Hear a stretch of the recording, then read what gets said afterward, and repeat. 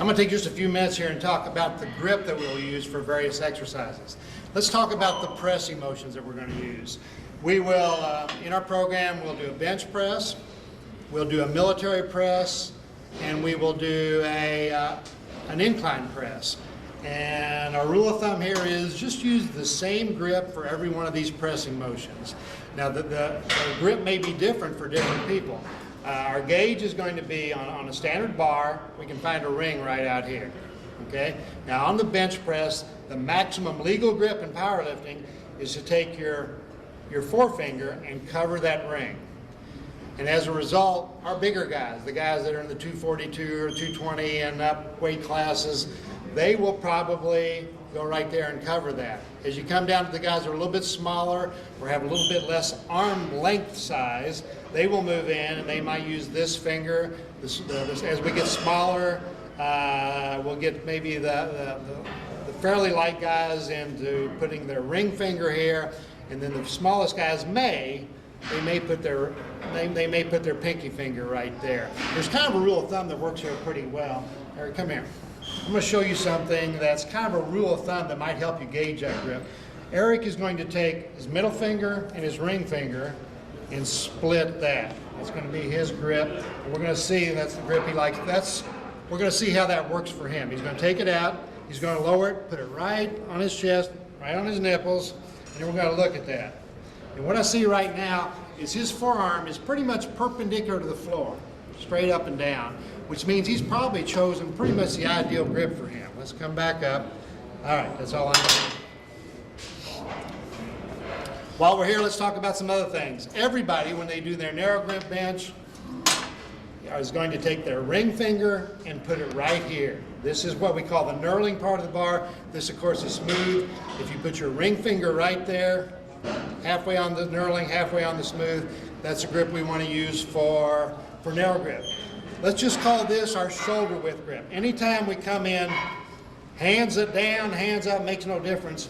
Anytime we come in and use all the knurling of the bar and have our hand right next to the smooth part of the bar, we call that our shoulder width grip. We might want to use that for curls. We will use for deadlift off the bench. We will use a shoulder width grip with one hand up and one hand down. That's going to be the grip we use. That's our shoulder width grip.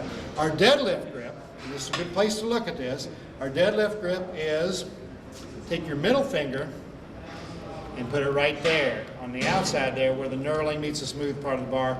Middle finger here. A deadlift is one hand one way, one the other. Middle finger here. And so our deadlift grip is going to look like that. Middle finger here and here, with one hand up, one hand down. It makes no difference, but most people are going to be more comfortable with the right hand down. All right, let's talk real quickly about some safety issues. A biggie for us will be having the proper spotting when we do an exercise. I'm standing here behind a bench press, and if somebody was bench pressing here, I would expect a person to be in this position, spotting the person who's doing the bench press, handing it out to him, being prepared to take the bar, and then help him back in the rack. This should be also be done on the incline. So bench and incline require a spotter. I would want a spotter behind that person at all times. I want to talk about something else though also, and that's the proper spotting, okay? With our program, we've emphasized this idea of wanting to get a certain number of reps so that we can achieve our goals, so that we can go up on weight, which is all part of our intensity. But here's what I see happening an awful lot, and I do not want you to do this if you're using our program.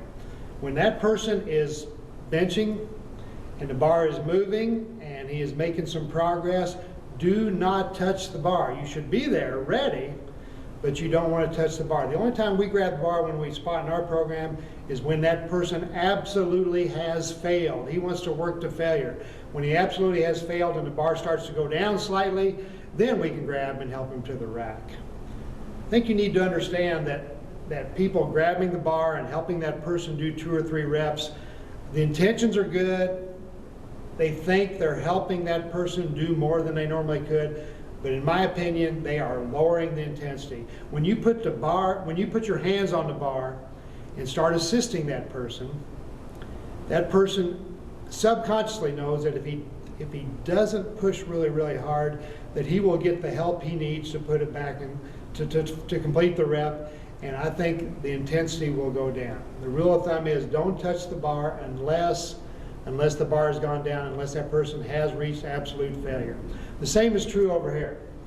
Let's talk about spotting in the squat. Okay, we also want spotters in the squat. Now, actually, all of our squatting stations have some type of safety. This one has an adjustable bar. Most of them do. This one is adjusted for me so that when I get down to that full squat position, if I would fail, I could probably dump the bar, but we probably want to avoid that. The best spotting situation for our squatting is having a person on both sides.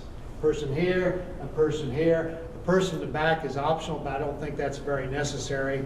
The same thing applies as we just talked about with bench press. I don't want him or the guy in back, I don't want anybody to touch me or the bar unless I fail. If I'm moving up and progress is being made, I want them to be there just in case I fail, but not to touch the bar. If I complete my rep, they can help me in the back of the rack, that's fine, okay? But not help me with the actual movement of the bar. A couple other things. We expect you to use the safety clips when you put weight on the bar. You slide that on there. They're real convenient. They go on very quickly. We don't really consider them any amount of weight, but they will keep the plates securely on there, which is a safety issue. Also, let's talk about use of a belt. We will use it when we squat, when we deadlift on the floor, also when we deadlift off the bench. I want you to use a belt.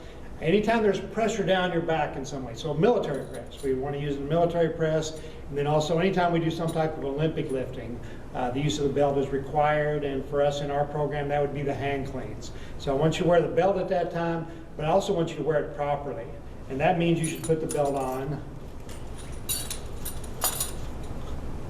above the hip, okay? It should be up high on your waist, and it should be tight. I catch people all the time wearing it where I can stick my hand and grab it and there's 2 or 3 inches of play. That's not doing them any good at all. You need to pull it securely, and it has to be good and tight. Then it's going to do you some good and possibly prevent serious injury.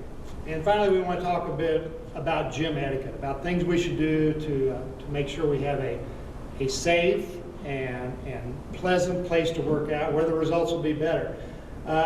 When you talk about chalking our hands, okay, first off, you probably only need to chalk your hands if you're doing deadlifts or doing one of the Olympic lifts where you have to grip the bar and raise it. Probably bench press. Most of the pressing motions do not require it.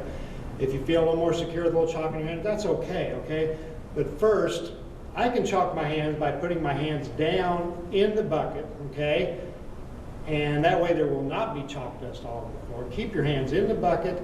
Do not break up. Do not break up the chalk block. Instead, here's a good example. We've been using this for a long time. All I do is rub a little bit of it in my hand. I can rub the two together. I can get enough chalk on my hands to absorb sweat and aid me in the gripping process. That's what it's all about. We don't want to make a mess of this, and that can all be accomplished if you don't break up the block and you keep your hands down in the bucket. And then finally, I just want to address the matter of taking care of the facilities that we have.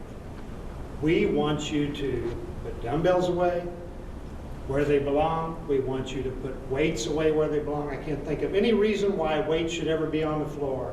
We have weight trees conveniently located everywhere. It's easier for me to take a bar to take a weight off this bar and put it on the tree than it is on the floor. So let's put them on the weight trees where they belong, okay? Let's strip all our bars when we're done. The only exception is any bar on the floor that's used for Olympic lifting or for deadlifting. You can leave one plate on that. Usually a 45-pound plate, you can leave one plate on the floor, but all other bars should be stripped. We want to emphasize this. We want to get this done. Coach Glazer brings prospective students down here all the time, okay? And I think when he brings a prospective student, and oftentimes his parents, he wants to impress those people with certain things. I know he wants to impress them with the facility that we have, okay? He also, I think, emphasizes the fact that our facility is not just for athletes, it's for everybody.